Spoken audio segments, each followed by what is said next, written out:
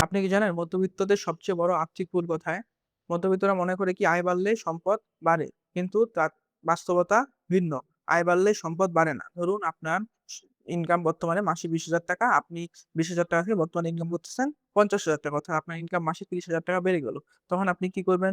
তখন বেশিরভাগ মানুষ কি করে? যে নতুন ফোন কিনে, দামি বাইক কিনে, এছাড়া অন্যান্য বিভিন্ন খরচ করে।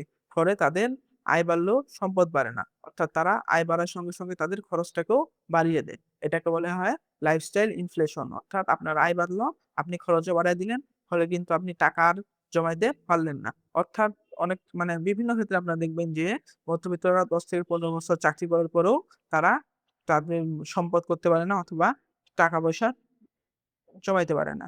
কিন্তু ধনীরা কি করে? ধনীদের ইনকাম বাড়লে তারা মাথায় কি বাড়ায়? তারা তাদের বিনিয়োগটা বাড়ায়। অর্থাৎ ইনকাম বাড়লো, তারা আরো বিভিন্ন জায়গায় ইনভেস্ট করলো এবং সে জায়গা থেকে তারা তাদের ইনকামটাকে বাড়ায় নিচ্ছে। কিন্তু আমরা কি করতেছি? আমাদের টাকা-পয়সা আসলে আমরা সেটাকে খরচ করে দিচ্ছি।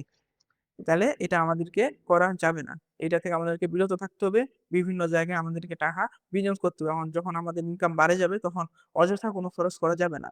যেটা একদম মানে একদম প্রয়োজনীয় বাধ্যতামূলক ওইটা করতে হবে। কিন্তু অযথা খরচ সেগুলা করা যাবে না। সেগুলা থেকে বিরত থাকতে হবে এবং টাকা-পয়সাকে ভালোভাবে ম্যানেজ করতে হবে। তাহলে কিন্তু আমরা ধনী হইতে পারবো। তো ভিডিওটা যদি ভালো লাগে চ্যানেলটাকে অবশ্যই সাবস্ক্রাইব করবেন। লাইভ ভিডিওতে একটা কমেন্ট করে ভিডিওটিতে একটি লাইক দিবেন। আর এরকম নতুন, নতুন ভিডিও পাওয়ার জন্য চ্যানেলের সঙ্গেই থাকবেন। আর আপনারা কি ধরনের ভিডিও চান সেটা অবশ্যই কমেন্ট করে জানাবেন।